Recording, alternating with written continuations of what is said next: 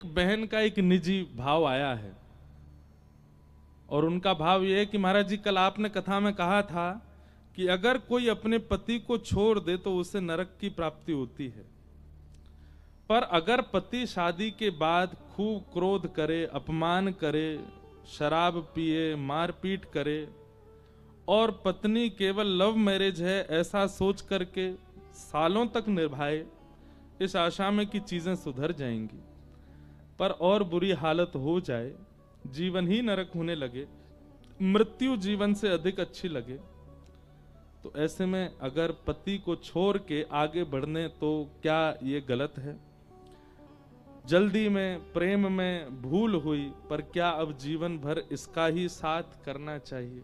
देखो, एक ऐसा स्टेटमेंट है कि शायद बहुत लोग इस स्थिति में होंगे और हमारा इस पर कुछ भी कहना कहीं कहीं गलत भी हो सकता है और कहीं कहीं ठीक भी हो सकता है। बहुत ध्यान से सुनिएगा, हम भागवत जी की बात कह रहे हैं। पति को छोड़ने के लिए मना किया गया था कल की कथा में, पर पति हो तो, पति का मतलब क्या होता है? रक्षक। अगर आपके स्वभाव का, अगर आपकी मर्यादा का, आपके पत्नित्व का, आपके संबंध का अगर वो रक्षा करता तो ही वो पति है। अगर वो रक्षक नहीं है, अपने पतित्व का निर्वहन नहीं कर रहा, तो वो पति भी तो नहीं है ना। श्रीमद् भागवत जी कहती हैं, गुरुर न सस्यात्, स्वजनो न सस्यात्, दैवम न सस्यात्, पत्निश्च सस्यात्, पतिश्च सस्यात्। जो अपने पतित्व का भाव ना निभा रहा हो, आप धर्म पत्नी हैं, आप पाप पत्नी नहीं हैं। विवाह के बाद पति के बाम में बैठ करके उसके धर्म को बढ़ाने की क्रिया आपकी। अगर आपके बिना वो कोई भी धर्म करेगा, विवाह के बाद उसको फल नहीं मिलेगा, क्योंकि आप धर्म पत्नी हैं। आपके द्वारा ही धर्म उसको प्राप्त होगा। अगर वो इस बात का सम्मान नहीं करता है, पत्नी के प्रति वो भावना नहीं रखता है जो होनी चाहिए, और सबसे बड़ी बात, पति शब्द का जो अर्थ है रक्षक, वो रक्षक का दायित्व नहीं निभाता है, तो ऐसे में निर्वहन करना उचित नहीं। भागवत जी कहती हैं, उस पति का त्याग करो जो भगवत मिलन में बाधा बने। अब सतियों के चरित्र अगर आप पढ़ोगे तो सतियों के चरित्र में तो ऐसा आया कि पति कैसा भी है, पर सती कन्या ने उसका त्याग नहीं किया, उसके संग निर्वहन करती रही, फिर उसके सतित्व पर ठाकुर जी रीझ गए। पर अगर आप सतित्व नहीं निभा पा रहे हैं और कहीं ना कहीं आप ठाकुर जी से विमुख होते जा रहे हैं, भक्ति से विमुख होते जा रहे हैं, पारिवारिक भावना, बालकों का, उनकी अपब्रिंगिंग वो भी नहीं कर पा रहे हो, तो फिर ऐसे विवाह का निर्वहन किस कार्य का है? तो कुछ बातों का ध्यान रखिए। पहली बात, यदि रक्षा का दायित्व वो नहीं निभा रहे हैं। दूसरी बात, मातृत्व और पत्नित्व का सम्मान नहीं कर रहे हैं। तीसरी बात, घर गृहस्थी, परिवार, बालकों का भी संरक्षण नहीं कर रहे हैं। और अंतिम बात, उनकी क्रिया से भगवत विमुख आप होते जा रहे हो, तो ऐसे में त्याग ही उचित है। ऐसे में त्याग ही उचित है।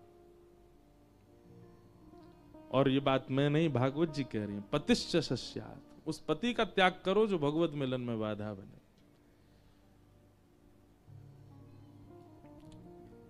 घर की भीतर की, अब आप ज्यादा अनुभवी हैं, मेरा तो अभी अनुभव नहीं विवाह का, पर एक बात कहें, भ्रमण करने से बहुत अनुभव हो जाता है। हम इतना भ्रमण करते हैं, इतनी जगह जाते हैं, इतने लोगों से मिलते हैं कि अनुभव हो जाता है।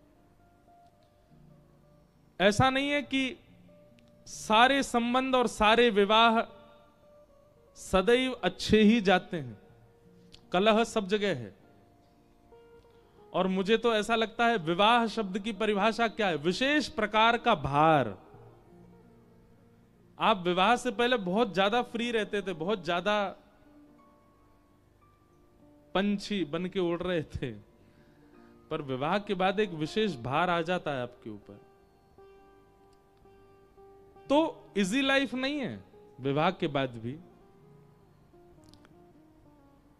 लेकिन ऐसी नारकीय लाइफ भी तो नहीं होनी चाहिए ना, ऐसी नरक भरी जीवन भी तो नहीं होना चाहिए। अब देखो इसमें एक चीज है, आपने उसमें एक बात और कही कि आपने प्रेम के वश होकर के और जल्दीबाजी में निर्णय लिया, तो आप दंड मिल भी तो रहा है आपको। अब दंड भोग लिया, अब उसके बाद हमारे हिसाब से तो जो रक्षक पति का दायित्व ही नहीं निभा रहा है, माता का सम्मान ही नहीं कर रहा है, बालकों की परवरिश की चिंता नहीं और भगवत विमुख आपको कर रहा है, ऐसे में त्याग उचित। ये तो हमारी बात। और हम जाते जाते एक बात और कहेंगे,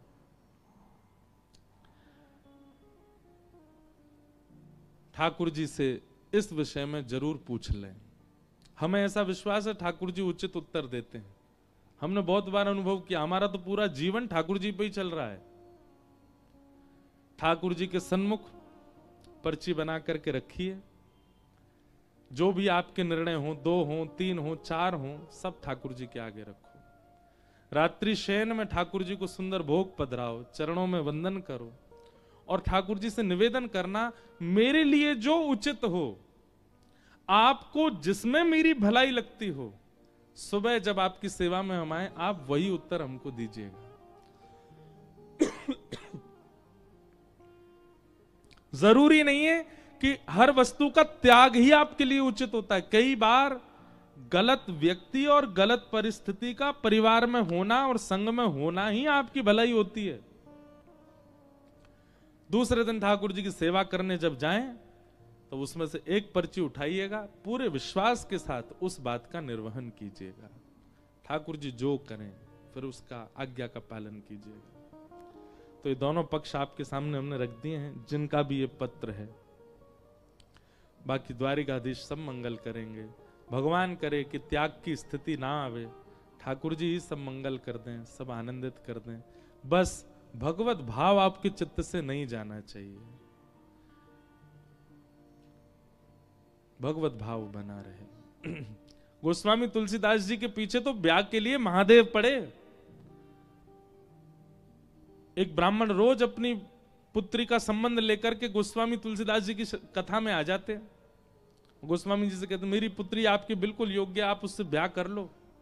अब गोस्वामी जी मना करते। एक दिन महादेव प्रकट हो गए और महादेव प्रकट होकर के बोले, तुम्हारी कथा में एक ब्राह्मण आते हैं। बोले जी, अपनी पुत्री का संबंध लेके, बोले उसी से ब्याह करो। और महादेव ने कहा, उससे ब्याह करोगे उसी से ही तुमको प्रभु श्री राम की प्राप्ति होगी।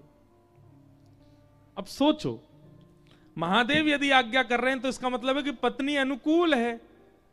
महादेव यदि आज्ञा कर रहे हैं तो इसका मतलब क्या है कि गृहस्थाश्रम बहुत बढ़िया होगा। लेकिन हुआ उल्टा। रचा ये था गोस्वामी जी के जीवन में कि एक पत्नी से इनका विवाह हो और उसके प्रेम में ये पड़ जाएं, फिर एक दिन वो इनको ठोकर मारे, इनको त्यागेगी, तब इनको राम जी मिलेंगे। जरूरी नहीं है कि व्यक्ति का संग भगवत प्राप्ति कराएगा, कई बार व्यक्ति का त्याग आपको भगवत प्राप्ति कराता है। एक बात और मैंने कहीं सुनी, वो जब लड़का लड़की का ब्याह होता है तो उनके गुण मिलवाते हैं, कितने गुण मिल रहे हैं। तो उसमें एक पंडित जी कह रहे थे, पंडित जी नहीं, घर के लोग कह रहे थे, बोले गुण कम ही मिलने चाहिए, ज्यादा नहीं मिलने चाहिए। मैंने कहा क्यों? बोले पूरे गुण मिले थे तो राम सीता जी के मिले थे, सारे गुण मिल गए थे। महाराज जी ऐसा कैसा जीवन है, वन में जाना पड़ा, ये जाना पड़ा। अरे आपका मतलब क्या है कि चैलेंजेस नहीं आने चाहिए लाइफ में। ऐसी कुंडली लाओ, ऐसी लड़की से ब्याह करो, ऐसे लड़के से ब्याह करो कि जहां पर दोनों पूरे दिन सिंहासन पर बैठे रहें, कुछ नहीं करें, चाय की चुस्की लें, कॉफी पिएं, बड़ा पाव खाएं, डोसा खाएं, मजे करें आनंद में दोनों, बिल्कुल कोई उनकी लाइफ में आंच भी नहीं आवे। ऐसा नहीं होता। राम सीता जी का विवाह हुआ, उसके बाद वनवास हुआ, ये विशेष बात नहीं है। वनवास में भी दोनों ने एक दूसरे का साथ नहीं छोड़ा, ये विशेष बात है। गृहिणी ऐसी आनी चाहिए, पति ऐसा आना चाहिए। हमेशा बेटा का या बेटी का ब्याह इस भाव से करो, चैलेंजेस तो आएंगे लाइफ में, पर ये एक दूसरे को सपोर्ट करने वाले हों, छोड़ने वाले नहीं।